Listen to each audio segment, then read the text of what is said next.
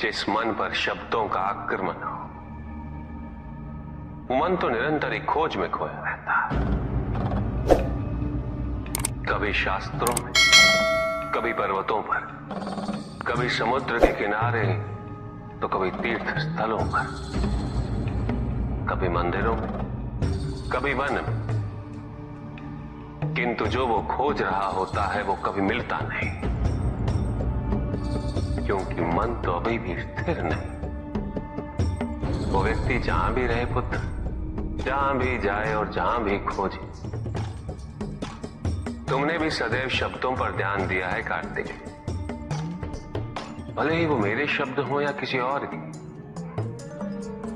तुम्हारी प्रतिक्रिया तो उन शब्दों पर ही आती, और जो मन केवल शब्दों को सुनता है, वो उसके निहित अर्थ से स्वयं वंचित रह जाता। शब्दों की सत्यता को समझने के लिए, उनकी अनुभूति के लिए, मन में शांति के साथ साथ रिक्तता भी अनिवार्य है, शून्यता भी अनिवार्य है। मन में इतना स्थान होना चाहिए पुत्र कि वो शब्दों के परे पहुंचने की यात्रा कर सके। किंतु मन कभी शून्य नहीं रहता, रिक्त नहीं रहता। वो सोचता है कि शब्दों का आधिक्य ही ज्ञान अर्जन है, शब्दों से ही ज्ञान है, इसलिए शब्दों का संचय करता रहता है। मन ये नहीं जानता कि परम ज्ञान तो शब्द अतीत है, एक अनुभूति जिसे शब्दों से बांधना असंभव है। शब्दों का अपना मूल्य क्या है कार्तिक? कुछ भी नहीं। जब भी कोई ईश्वर का नाम लेता है तो क्या ईश्वर मात्र एक शब्द में ही सीमित हो जाते? नहीं, यहां शब्द सत्य नहीं, सत्य है वो अनुभूति जो इन शब्दों में विद्यमान है। यदि शब्द ही सत्य होते तो मात्र भोजन कह देने से व्यक्ति की क्षुधा शांत हो जाती। इसीलिए महत्ता शब्दों की नहीं पुत्र, उस अनुभूति की है जो उन शब्दों से संबद्ध है। यदि शब्द नहीं भी होते तो वे ईश्वर अवश्य होते। यदि शब्द नहीं भी होते तो सुख और दुख की अनुभूति अवश्य होती, जल की शीतलता की अनुभूति होती, सूर्य की ऊष्मा और चंद्र की शीतलता की अनुभूति होती, प्रेम की अनुभूति होती। किंतु यदि अनुभूतियां ना हो तो शब्द निरर्थक है। शब्दों से तृप्त हो जाना ज्ञान का अंत है, अज्ञानता का प्रारंभ है। ज्ञानी वही है जिसके पास अनुभूतियां, अनुभव हो, और उसके लिए मन को शांत व रिक्त तो करना ही पड़ेगा पुत्र।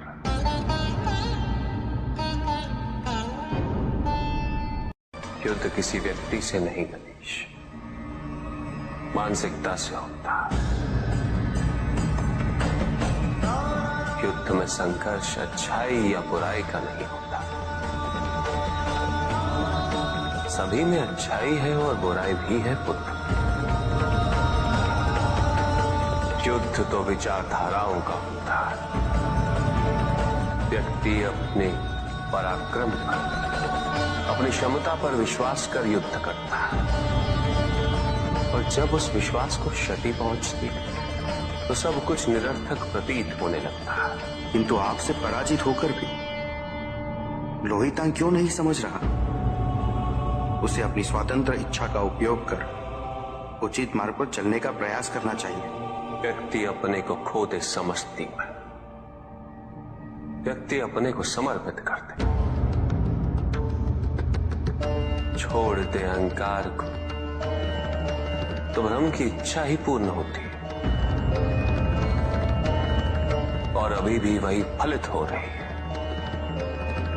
ऐसा नहीं है कि हम उससे भिन्न फलित करा लेंगे, लेकिन व्यक्ति भिन्न फलित कराने में लड़ेंगे, टूटेंगे, नष्ट हो।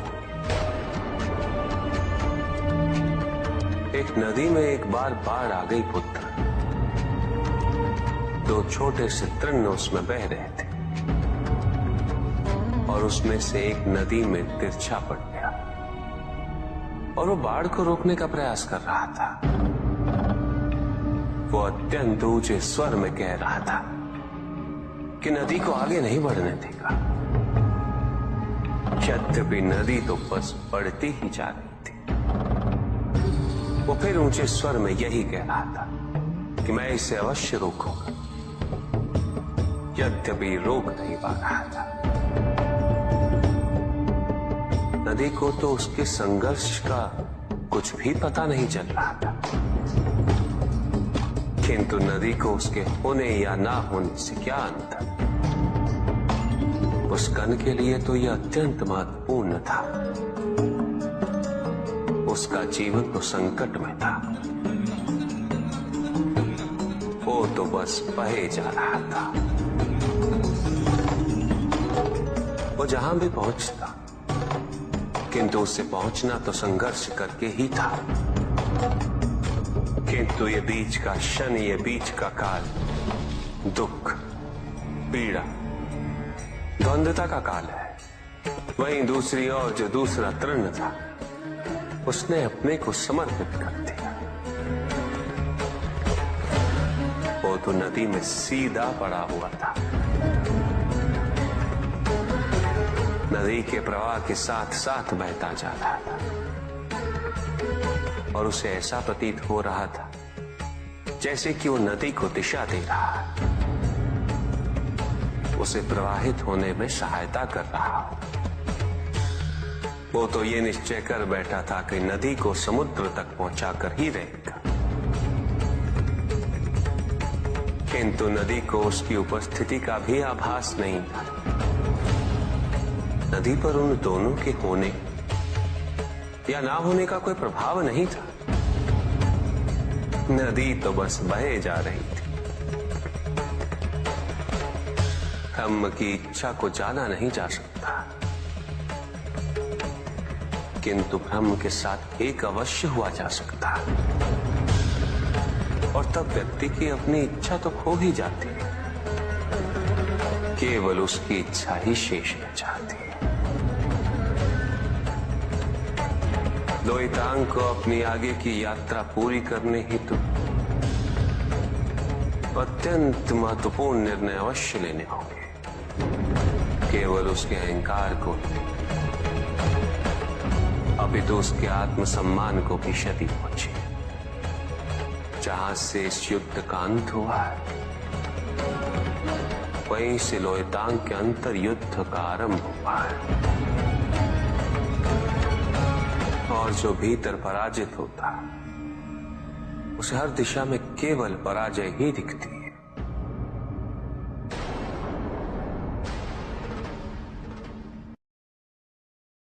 एक प्रश्न पूछ सकता हूं?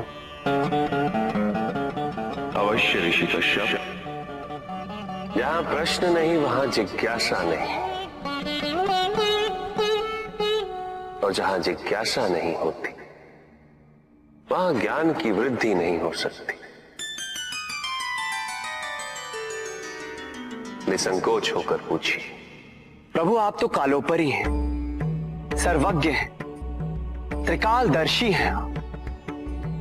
चारों ओर ये जो अज्ञान का अंधकार फैल रहा है, उसमें ज्ञान का मूल अर्थ कहीं ना कहीं खोता जा रहा। मेरा आपसे विनम्र निवेदन है प्रभु, किसी अन्य विषय पर चर्चा आरंभ करने से पूर्व हमारे और इस समस्त संसार के कल्याण और मार्गदर्शन हेतु आप ज्ञान की मूल परिभाषा से एक बार हमें पुनः अवगत करवाएं। ज्ञान और अज्ञान की परिभाषा को स्पष्ट रूप से समझने के लिए ज्ञान और अज्ञान की विशेषताओं का स्मरण करना आवश्यक है।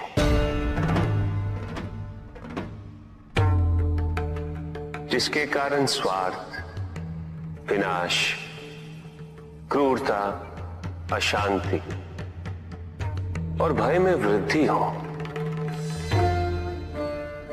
वो अज्ञान है। किंतु जो व्यक्ति को उदार, निर्भीक, सहनशील और विनम्र बनाए, वही ज्ञान है। अज्ञान की शक्तियां दुरुपयोग करने हेतु प्रेरित करती हैं, किंतु जो अपनी शक्तियों और अपने सामर्थ्य के प्रति अपने उत्तरदायित्व को समझाए, जो न केवल अपने अपितु अपने से पहले संसार के उद्धार हेतु प्रोत्साहित करे, वो ज्ञान है। ज्ञान का मूल उद्देश्य ही परोपकार है, सृजन है। दूसरों की भावनाओं को समझना, उनका आदर करना, यही ज्ञान है। क्योंकि ज्ञान हमें न केवल अपने अपितु दूसरों के दुख और सुख के प्रति भी संवेदनशील बनाता है। किंतु जो दूसरों की भावनाओं का अनादर करे,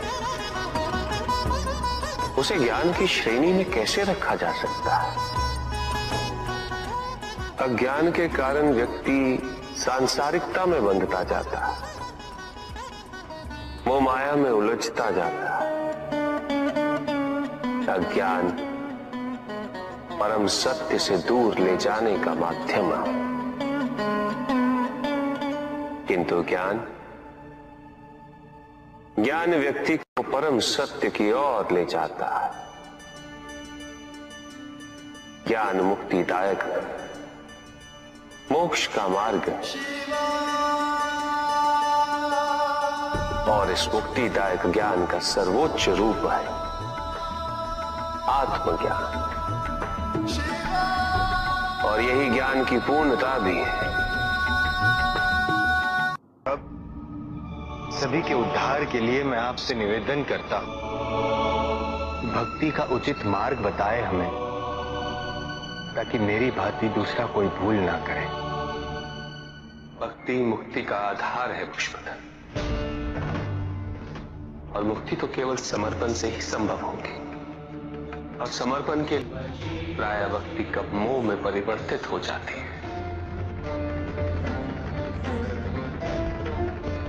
और ऐसे में पथ भ्रमित होना अनिवार्य है।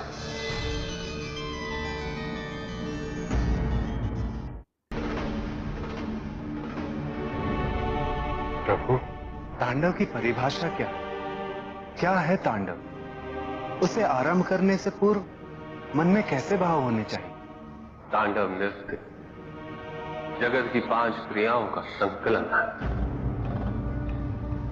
सृष्टि, स्थिति,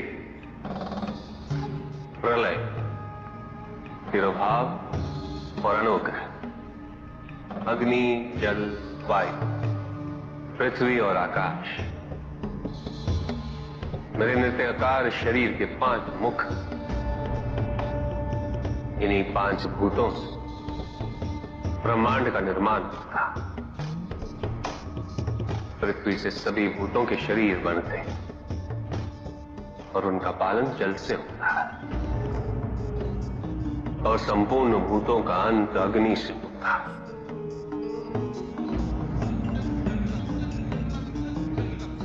वायु तथा आकाश में तिरोभाव और अनुग्रह की शक्ति। इस प्रकार मेरे ये 5 महाभूत मुख मेरे नृत्य की 5 महाक्रियाओं का प्रतीक है।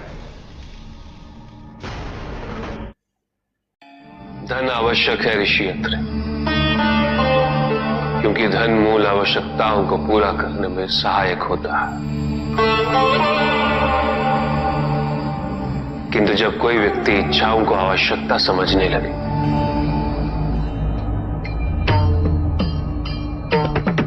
तो धन कितना ही क्यों ना पर्याप्त नहीं होता,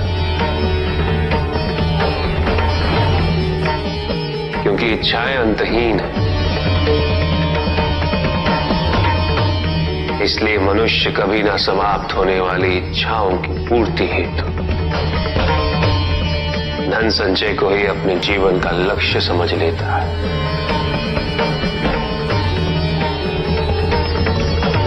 वो लोभी बन जाता है।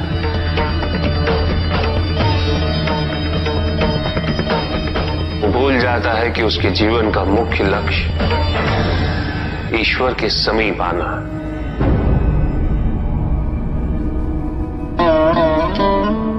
ऐसे लोभी व्यक्तियों को अपनी मृत्यु के समय भी यही दुख रहता है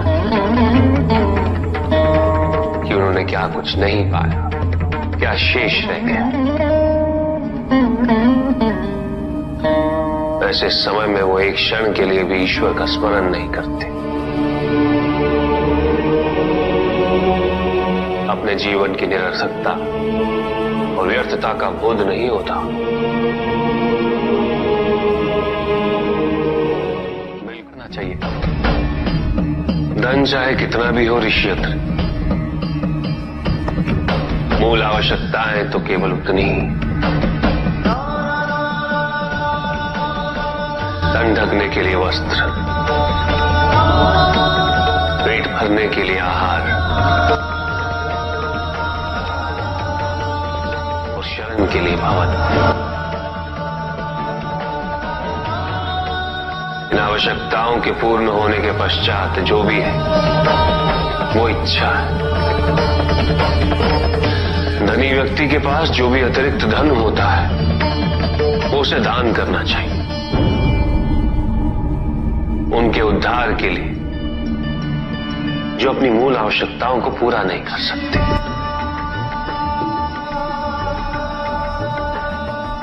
ऐसा करने से संसार में समानता होगी, द्वेष नहीं होगा, सद्भावना बनी रहेगी। किंतु कुछ व्यक्ति इस तथ्य को समझ ही नहीं पाते। उन्हें अपने एकत्रित किए हुए धन से इतना मोह हो जाता है कि वो उसका एक अंश भी किसी और को नहीं देना चाहते।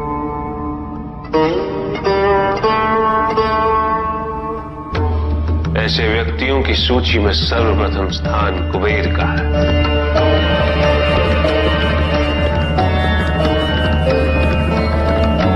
इस संसार में सबसे अधिक धन उन्हीं के। शक्तिशाली बनना अत्यंत कठिन है, किंतु उससे भी कठिन होता है शक्तिशाली बने रहना। और इसके लिए आवश्यक है कि हम शक्तियों से प्राप्त हुए उत्तरदायित्व का सम्मान करें।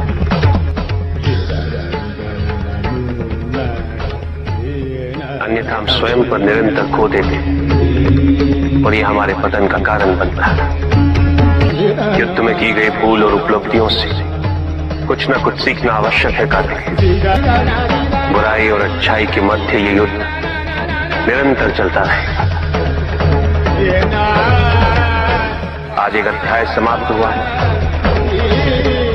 कल दूसरा अध्याय आरंभ होगा। जब तक इस समस्त संसार में बुराई है तो अच्छाई भी होगी, किंतु अच्छाई और बुराई के युद्ध में जीत सदैव अच्छाई की ही होगी। प्रभु, क्या संसार में केवल सुख का होना संभव नहीं है? प्रत्येक आत्मा का लक्ष्य केवल सुख की प्राप्ति ही तो है।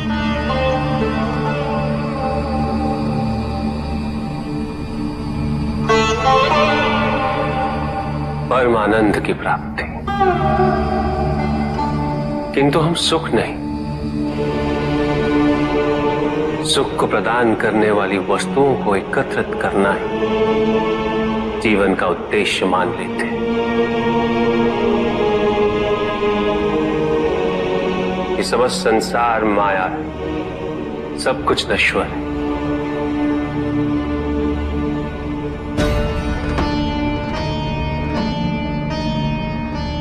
जिन वस्तुओं को हम सुख का स्रोत समझकर एकत्रित कर रहे हैं वो सदैव नहीं रहेंगे। जो व्यक्ति सत्य को जानते हुए भी लोभ का परित्याग नहीं करते वो सदैव इन्हें खोने के भय में जीते।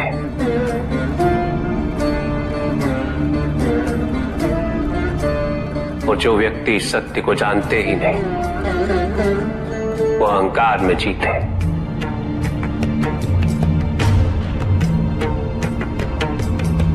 और जहां अहंकार और भय उपस्थित हो,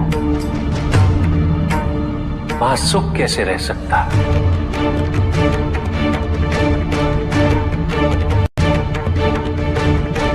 किसी को यह दुख है कि उसके पास कुछ भी नहीं, और जिसके पास सब कुछ, उसे यह दुख है कि पाने को कुछ शेष नहीं। सुख को हम स्वयं अपने दृष्टिकोण से परिभाषित कर देते हैं, जबकि वास्तविकता इससे भिन्न है।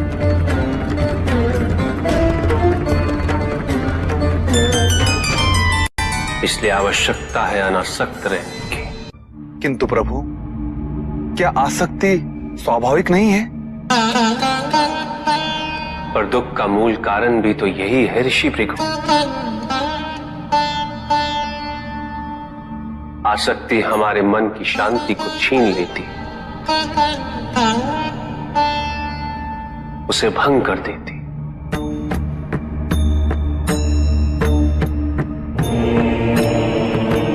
हमारी बुद्धि को स्थिर नहीं रहने देती, उसे चंचल बना देती।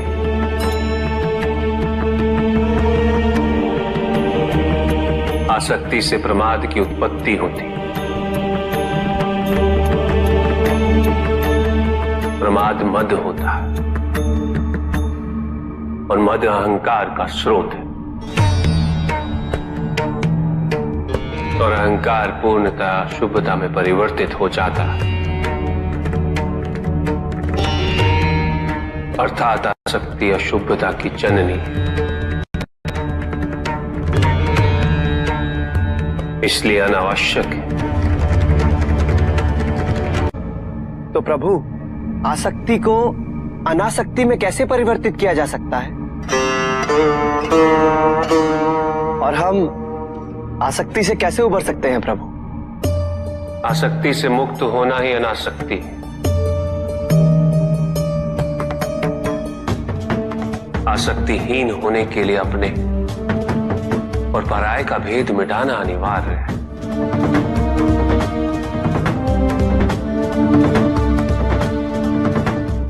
और यह तभी संभव होगा जब हम सुख की खोज बाहर नहीं, अपने भीतर करें। जब हम यथार्थ को पहचानें, उसे स्वीकार करें।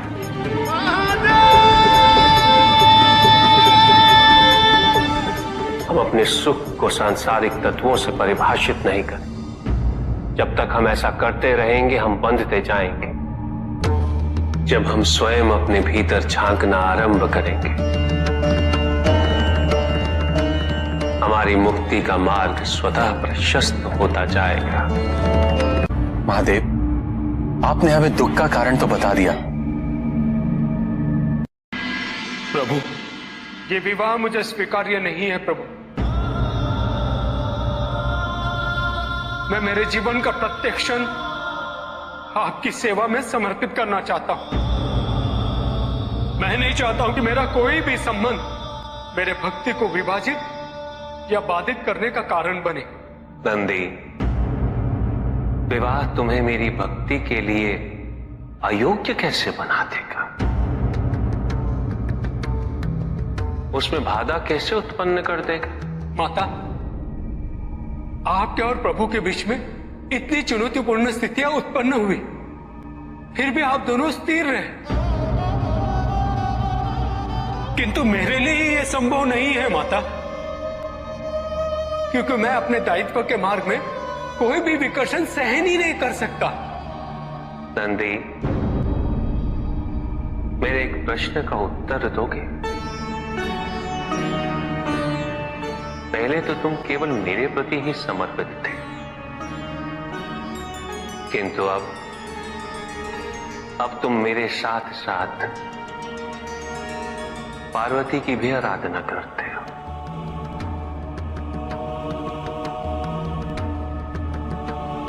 क्यों? प्रभु, माता आपके अर्धांगिनी है, आपकी पूरक, जिस प्रकार आप उनके पूरक हैं। आप माता के कारण आनंदित रहते हैं, उनकी उपस्थिति आपको प्रसन्नता देती है। अन्यथा आपको इतना हर्षित उनसे पहले मैंने कभी नहीं देखा है। फिर कुमार कार्तिकेय का जन्म, अशोक सुंदरी का जन्म, और फिर हमारे गणेश का जन्म। प्रभु, इस प्रकार मैंने कैलाश को पूर्ण होते हुए देखा है, और यह सब माता के कारण ही हुआ है। प्रभु, जिस कैलाश में आप वास करते थे उसे माता ने निवास बना दिया, इस कैलाश को संपूर्ण कर दिया।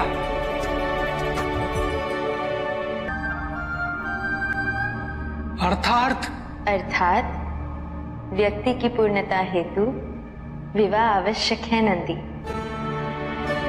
जैसे स्वामी और हम एक दूसरे के पूरक हैं, उसी प्रकार तुम्हारी अर्धांगिनी और तुम एक दूसरे के पूरक बनोगे। विवाहित जीवन की अनुभूति, परिवार का सुख, उसके सुख और उसकी सुरक्षा के लिए संघर्ष, ये सभी अनुभूतियां व्यक्ति के विकास के लिए अनिवार्य है नंदी। किंतु प्रभु, मेरी स्वतंत्रता। स्वतंत्र तो वो नहीं है नंदी जो विवाह के विचार से भयभीत होते हैं या संकोच करते हैं, क्योंकि स्वतंत्रता तो वो है जो किसी भी विचार से प्रभावित ना हो, किसी भी सुख, किसी भी दुख से प्रभावित ना हो। और जो व्यक्ति इतना तटस्थ हो, जागरूक हो, उसकी स्वतंत्रता को तो विवाह से भी प्रभावित नहीं होना चाहिए। और फिर क्या गणेश, कार्तिकेय और अशोक सुंदर, ये सभी विवाह उपरांत परिवर्तित हो गए? क्या उनका विवाहित होना उनकी भक्ति और उनके समर्पण में बाधा बन गया नंदी? उनकी स्वतंत्रता में बाधा बन गया? क्या अपने माता पिता के प्रति उनका प्रेम और उनका सेवा भाव घट गया नंदी? फिर मेरे एक और पुत्र को ये चिंता क्यों?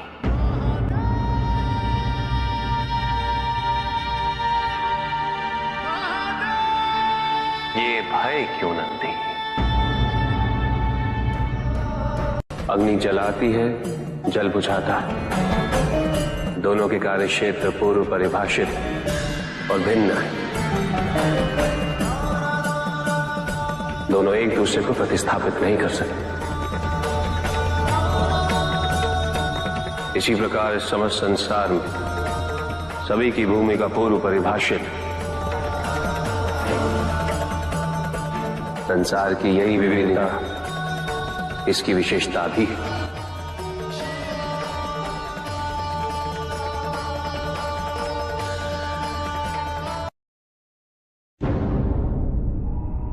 सृष्टि के निर्माण उपरांत एक बार नारायण ने तप के लिए महादेव से उत्तम स्थान के निर्देश की याचना की। महादेव ने अपनी प्रेरणा से समस्त तेज संपन्न अत्यंत शोभायमान पंचकोशी नगरी का निर्माण किया।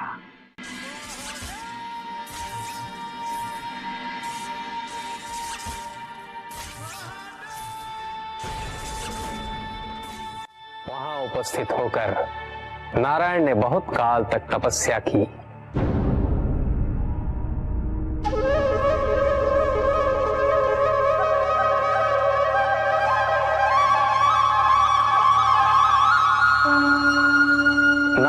तपस्या के अनंतर ही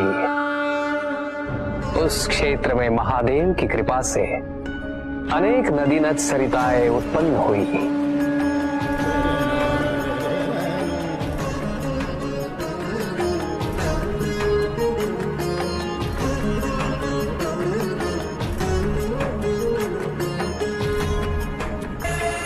इस सब को देखकर आनंदमयी हो उठे नारायण ने जैसे ही अपना शीश हिलाया, उनके कान की मणि गिर पड़ी। मणिकर्णिका के उस पंचकोश वाले विस्तृत क्षेत्र को महादेव ने अपने त्रिशूल पर धारण किया। महादेव ने अपनी शक्ति से उस पंचकोशी तीर्थ को सभी 14 लोकों से पृथक रखा और आगे इन सब से अलग उसको मृत्युलोक में स्थापित किया। नारायण की यह मणिकर्णिका हमारे द्वारा निर्मित इस विश्व में स्थान पाए और सभी जीवों को हमारी ओर लाने का साधन बने। महादेव, आपने कहा था कि आप इसे इस लोक में स्थापित करेंगे। अब समय आ गया है। महादेव की कृपा से उस मणिकर्णिका का विस्तार पंचकोश तक हो गया। ये मणिकर्णिका पंचकोश की काशी बनकर इस पृथ्वी पर सदैव रहेगी। यह अविनाशी है, चिरकाल तक। सृष्टि के अंत के पश्चात भी इसका अंत नहीं होगा। ये भूमि मुझे सदैव प्रिय रहेगी। यहां तप करके स्वयं नारायण तीनों लोकों को प्रकाशित किया, इसीलिए ये मुझे अत्यंत प्रिय है। मैं इसे कभी भी नष्ट और विनष्ट नहीं होने दूंगा। ब्रह्मदेव, जब संसार के आवर्तन के पश्चात प्रलय आएगा, मैं इस काशी को पुनः अपने त्रिशूल पर धारण करूंगा और नवीन संसार में पुनः स्थापित करूंगा और यहां मेरा अस्तित्व सदैव रहेगा।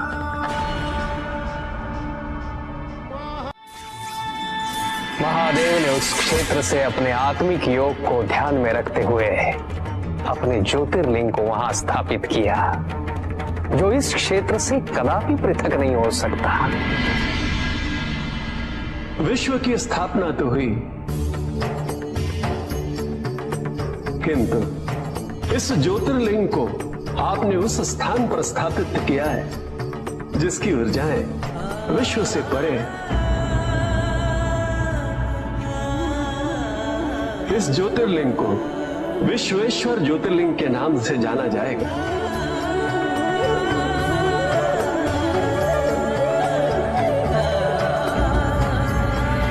महादेव उस काशी को अपने त्रिशूल पर प्रलय और अनिष्ट की स्थिति में धारण कर उसका संरक्षण करते रहते हैं। इसीलिए ये क्षेत्र सभी लोगों से न्यारा है। नारायण की मणि गिरते ही उस स्थान का नाम मणिकर्णिका तीर्थ पड़ गया।